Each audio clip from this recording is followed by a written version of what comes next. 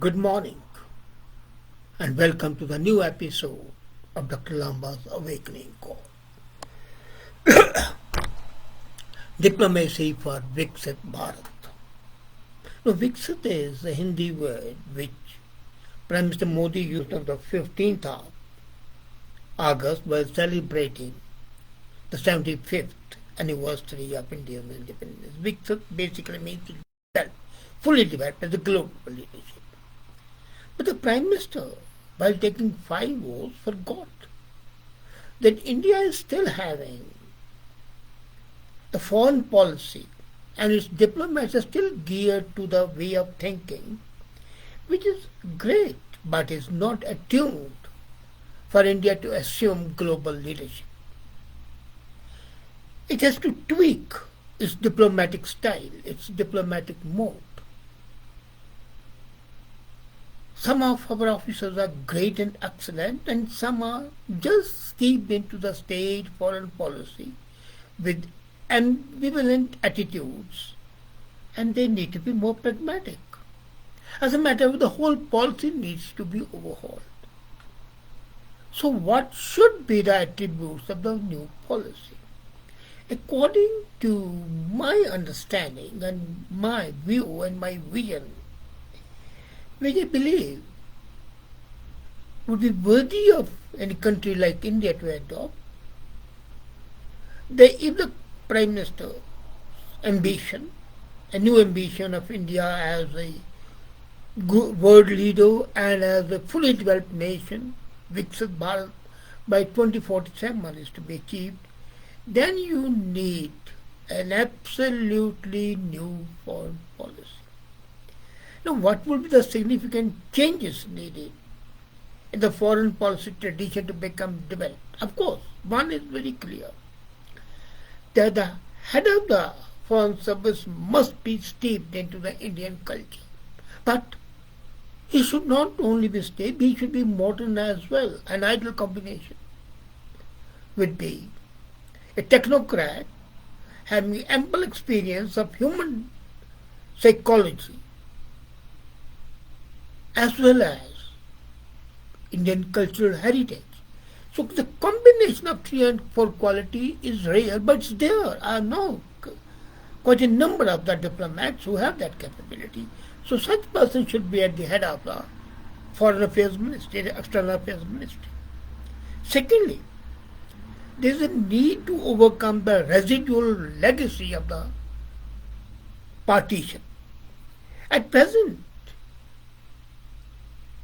India continues to be under the impression that the wounds of partition are there. They would have been healed by now. They have been healed. My generation, which came to India from during partition, I have seen the bloodshed and the horror with my own eyes.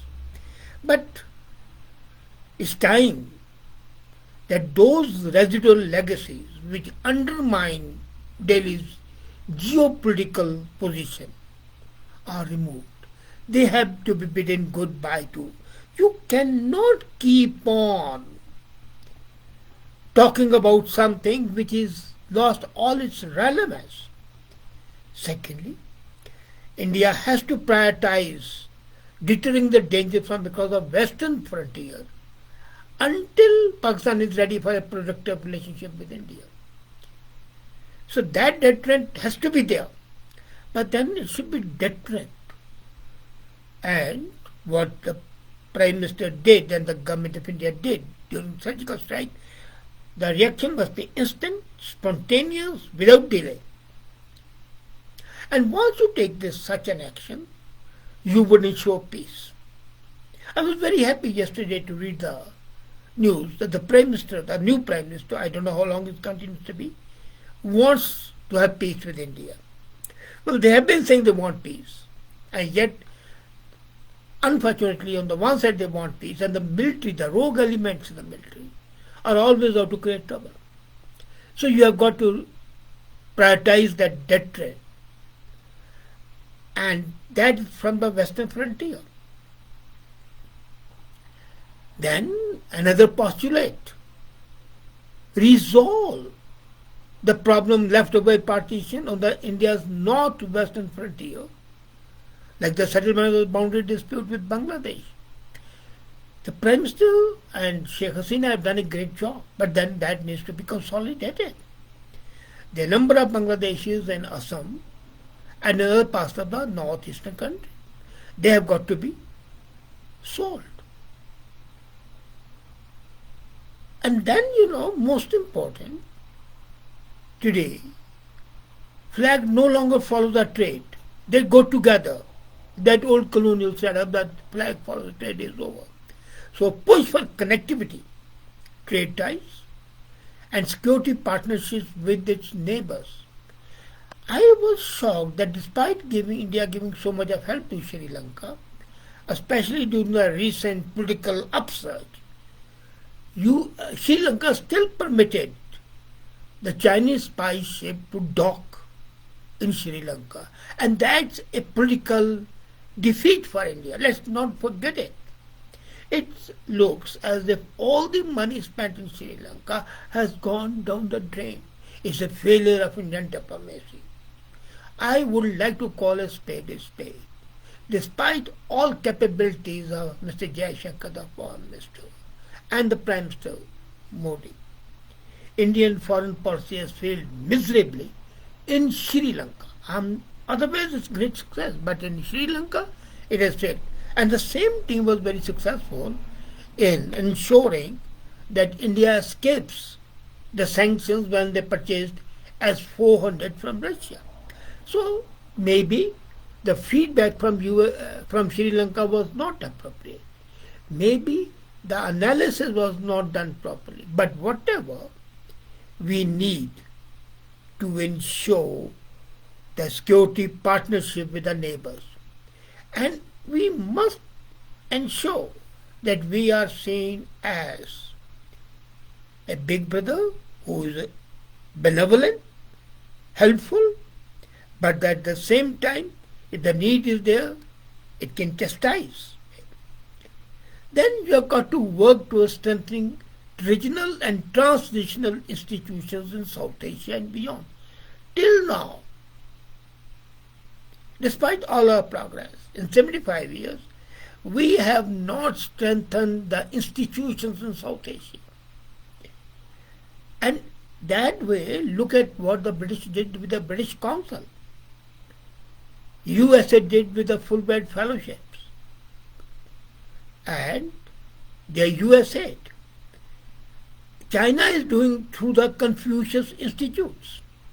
Why can't we have Ramakrishna Institutes, Vivekananda Institutes on the same lines?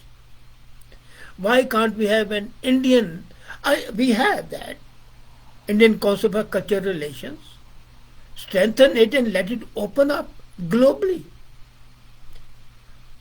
And not only in South Asia, Far East. The relationship that we have with the South Korea, dating back to the origin of South Korea, has to be strengthened. Indonesia, which recently opened up the largest Indian deity statue, largest statue in the world. When I wrote about it, made a comment that how come it's a Muslim country? But I said, those people love their culture, so let's develop it. So these 5 points are the part of the first postulate, first attribute. The second is, and this concerns our neighborhood. Second is address the China challenge has to be addressed. India has to address it. And the growing power gap with China has to be contested. The dispute started in 1962 and continues to happen even at present. Happened in 2013, it happened in 2014, happened in 2017, happened in 2020. China has leveraged the division within the subcontinent to contain India, like CPEC in Pakistan. Now, India's engagement in the extended neighborhood is being challenged by China. India is having very close relations with Vietnam. It has very close relationship with Thailand. It can have very close relationship with Philippines. Unfortunately, it doesn't have that close relationship with Philippines. And I remember when I met Imelda Fernandez, way back, Marcos, and President Fernandez Marcos, way back when they were the president and occupying the highest seat. They were very anxious to have relationship with India. But India had a sort of a pussyfoot in the whole thing. So, India has to extend the relationship beyond the immediate neighborhood. And what better way than extend to Far East and to Africa? Before going to, if I was to determine, I would say neighborhood, that's immediate neighborhood, Far East, Africa, then Latin America, again where we have relationship. So, we have got to ensure that this challenge by China is met effectively.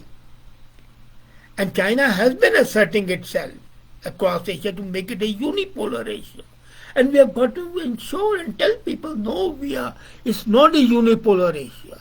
It's a bipolar Asia. And if it has to be unipolar Asia, it has to be India as a unipole. And this would include India must secure frontiers, retain India's regional position, strengthen India's manufacturing sector, improve domestic technological capabilities, and produce more weapons at home. It's as simple as that. And then it has to build stronger relationship with other major powers. India's policy of strategic autonomy is not a hindrance to it, because all the countries, capable countries, good countries, efficient countries,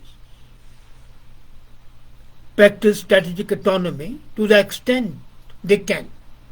Now, partnership should be based on mutually beneficial terms. You cannot have a strategic partnership which is not win-win situation. And third point, if India has to become a 5 trillion economy, its ability to engage with other powers is to prove with this comprehensive national power. So, the foreign policy must be in tune with the home policy. And then, the foreign policy should be such that India has to take leadership in managing enormous consequences of unfolding technological revolution. And that means stabilizing the economic order, addressing the challenges of climate change and pandemics. This time India showed its leadership by facing the COVID pandemic, but again it's resurfacing. And then the fifth postulate, India has to continue its pursuit of multilateralism. And this pursuit of multilateralism has to be at United Nations, it has to be at G20, it has to be a World Trade Organization, and India should make coalition with the like-minded nations. The time of saying we are non-aligned is not there. As a matter of fact, that was one of the major disasters in the Indian foreign policy, non-alignment. That's not. You are either for or you are against. And the sixth postulate, India must look, what I already said, beyond immediate neighborhood, have effective engagement with Africa, Latin America, and Oceania. These are the places where Indian footprint is very light. It can be great, but it is not. There have been some initiatives, I don't deny it. Some recent initiatives have been there, but they are not sufficient. They have to be more firm. And then, at the same time, can the foreign policy, as I said, be divorced from the domestic situation? So, to make India a developed nation and to have effective foreign policy, you need some domestic ingredients. You have got to promote social justice. You have got to ensure internal unity. You have got to ensure economic modernization, resilient political institutions, and a deep basis of science and technology. I agree some work is being done, but a lot needs more to be done. Once you strengthen the base, there's a home, and you strengthen the policies, postulates, you are sure about what you want, then there can be no impediment to India being the world leader. And today, fortunately for us, the world needs a good leader. The world doesn't have a good leader anywhere in the world. USA has failed miserably. China is looked upon with suspicion. Russia is considered always the bear hug is everybody is afraid of. So who is there? India has an open field. And this vacuum at the international level, India can easily fill in because of its acceptability. And then India has an added benefit of diaspora, which China has.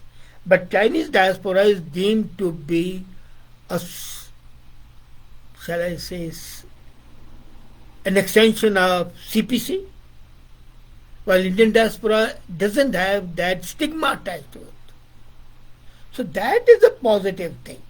But would India be able to convert it? Yes, it can. With excellent officers, which we have. If we have these postulates firmly implanted in them, we need to reorient their thinking on these lines. Then you can be sure that there is no reason why India should not have an effective, efficient, result-oriented foreign policy that will go and make India a global leader, or as the present government says, the Bishop Guru, not only a leader but a teacher.